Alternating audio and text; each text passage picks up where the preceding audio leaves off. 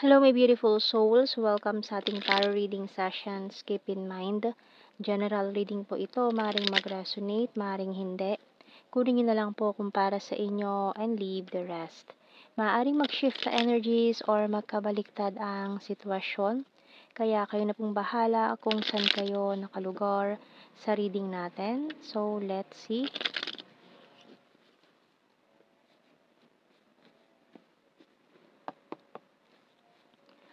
First card natin, Four of Swords and the Queen of Pentacles. We also have here this Four of Wands and the Queen of Cups. Two of Pentacles and the Fool.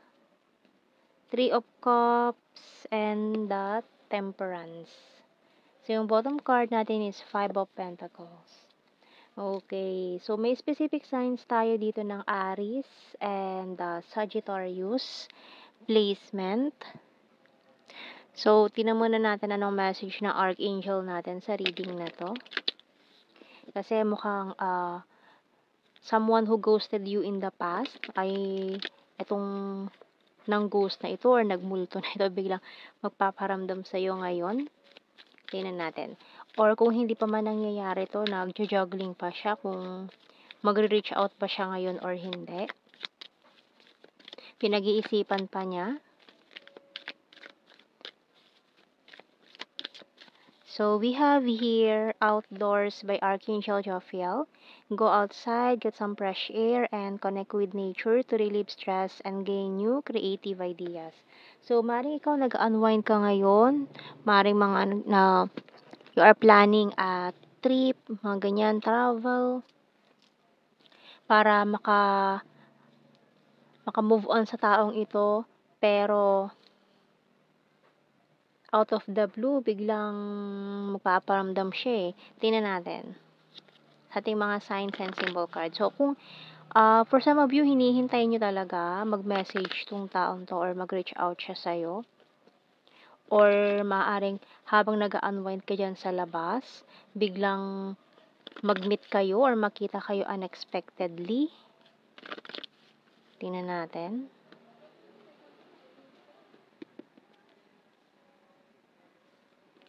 So, we have here the Magnet, Open Book, and Dream Catcher. So, maaaring parehas kayo may mga dreams about each other. Still open book pa to. And itong magnet natin dito is parang hinihila na naman kayo pabalik sa isa't isa. And we also have here Tide. So, para kasi nakatali kayo sa isa't isa eh. Hindi nyo matatakasan ang baga kung ano man tong connection meron kayo. Diamond and Rain. Scissor, bottom card. So, pinilit nyo nakalimutan, cut off communication, pero ngayon muli kayo mag-uusap nitong taong to. Ayan, parang pinagtatagpo na naman kayo ng tadhana. Parang iniiwasan nyo na isa't isa, pero pilit pa rin kayo nagkakasalubong, kahit saan kayo magpunta. Kasi with this magnet, para talaga kayong minamagnet pabalik eh. Maaaring nung nagkasalubong kayo nitong taong ito, nagdedmahan lang kayo. Pero may part pa rin sa puso ninyo na parang nagtutulak na kausapin siya, kumustahin siya, ganyan. Pero mukhang nagdedmahan lang kayo. Kasi maaaring hindi pa siya sigurado or dahil nga unexpected, yun nangyari, hindi niya alam kung ano yung sasabihin niya sa'yo, paano siya lalapit, ganyan. So, tingnan natin.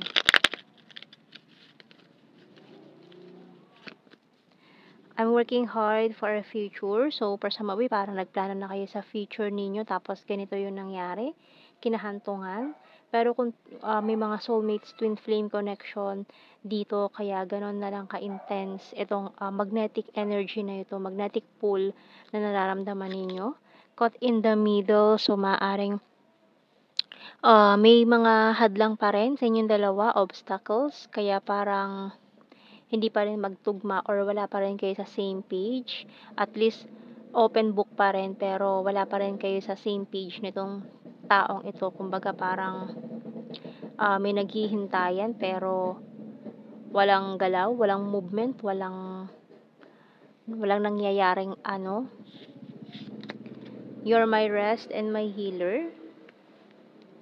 kumbaga hindi umuusad, ganyan. So, we have here, hindi nalilipat yung page, andun pa rin, pero magkalayo pa rin kayo. Hindi pa rin kayo magsama sa isang sitwasyon or tamang sitwasyon. Kumbaga, yung timing hindi pa talaga magtugma, pero palagi na kayong nagkikita. So, usually parang ah, on the way na yan sa tamang, pero hindi pa talaga magtugma. Ayan, kumbaga nagba-balance pa eh. Hindi pa mabalance, maigi ang mga sitwasyon. Kumbaga up and down pa, hindi pa matansya. Ganyan. Wala pa kayo sa hindi pa magpantay yung timbangan. Kaya kahit pa sabihin natin I want commitment or gusto niyo ng commitment sa isa't isa, parang hindi pa rin magtugma. So I want to surprise you, being defensive, keeping tabs on you, and I want a family with you. So maaaring after niya ma-realize or kasi parang nag-aano pa siya nagpaplano pa itong taong 'to. Powerful and disciplined bottom card natin. So, maaaring na-hectic din kasi yung schedule nitong taong ito kaya parang wala pa siyang time. Pero once na makakuha siya ng time, schedule niya, parang this person really want to fix the situation para sa inyo. So, tingnan pa natin more messages kasi feeling niya nakatali siya sa'yo. Hindi siya makawala. Ayan, feeling niya hinahanap-hanap pa rin niya yung dati or minumulto pa rin siya ng nakaraan niyo. I wish I could take back my word. So, may mga pinagsisisihan siya na sinabi niya sa'yo. I'm afraid to contact you. So, ito pa isa sa dahilan. Gusto niya nang mag-reach out, kausapin ka. Lalo na nagkaharap kayong dalawa. Pero natakot siya na ano sasabihin niya sa'yo. Kaya parang nagdedmahan na lang kayong dalawa. Hindi na kayo nagpansinan. You don't know how hard it was to let you go. So, talagang hindi naman niya gusto yung nangyari. Pero para kasi kailangan niya mamili between you at sa kanilang work. Kasi dahil nga financially unstable pa siguro itong taong to noon. Kaya syempre mas kailangan niya yung trabaho niya. Kailangan, parang pikit mata niyang nagdesisyon na gawin yon at i-ignore ka, i-ghost ka. So, kahit ayaw niyang gawin yon kailangan. Kasi, hindi naman kayo mabubusog sa pagmamahal lang. So, kailangan syempre priority yung trabaho. So, I wish I had treated you better. So, ngayon na-realize niya na kasi dati hindi niya kaya sigurong i-balanse, pagsabayin, ayan. Hindi niya kayang pagsabayin yung bigat ng trabaho niya sa issue or sa mga struggles ninyo sa inyong love life and career. So, we also have here just being near you is intoxicating.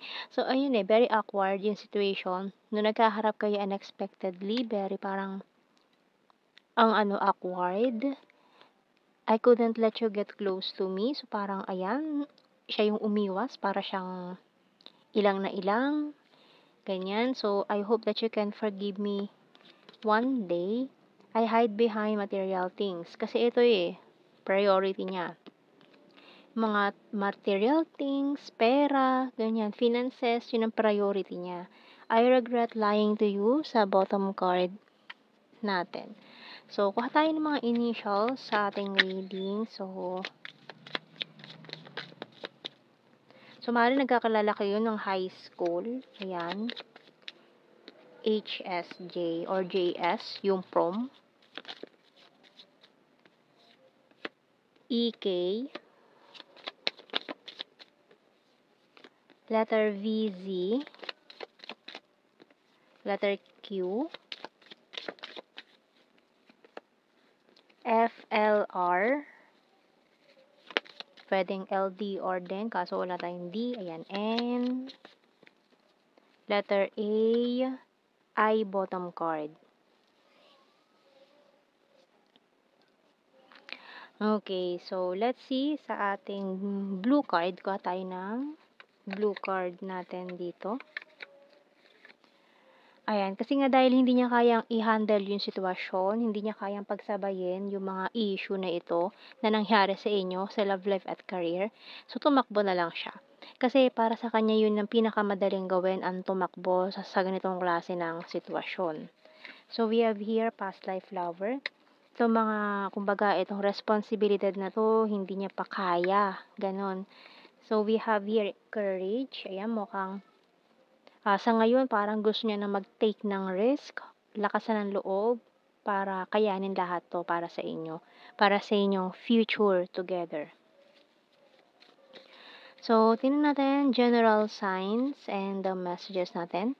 Keywords na lang 'to, hindi na natin kailangan i-explain more. So, ayan, we have here other country, lalo na kung long distance kayo, mahirap talaga ipaglaban ang long distance relationship. Pero siyempre kung parehas kayo na willing ipaglaban 'yan, kakayanin naman, eh. So, we have here killer smile, weird,